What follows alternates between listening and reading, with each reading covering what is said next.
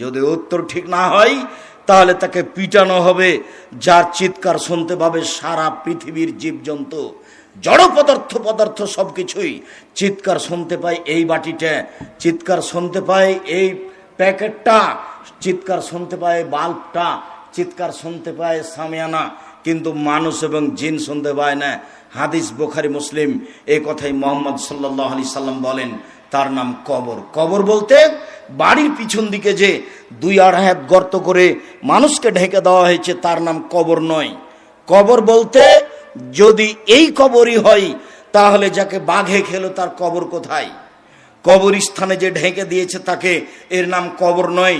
যদি এটাই কবর হয় তাহলে পানিতে ডুবে হারিয়ে গেল যে, তার কবর কোথায়?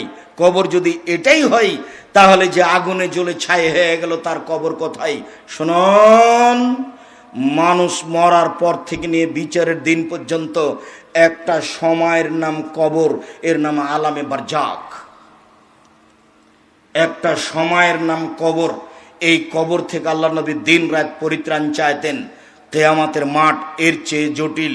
কবর যত কঠিন, কিয়ামতের মাঠ তার চেয়ে অনেক বেশি কঠিন। আল্লাহ রাসূল বলছেন, কিয়ামতের মাঠে সূর্যটা মানুষের মাথার 1 মাইল উপরে হবে। অর্ধহাত কথাটি মিথ্যে, 1 মাইল উপরে হবে। আর এই সূর্যের তাপে মানুষ ঘেমে যাবে, ঘাম এত বেশি হবে, মিনহুম মা ইয়াকুনু ইলা কাবাইহি, কারো কারো ঘাম হবে টাকনু পর্যন্ত, মিনহুম মা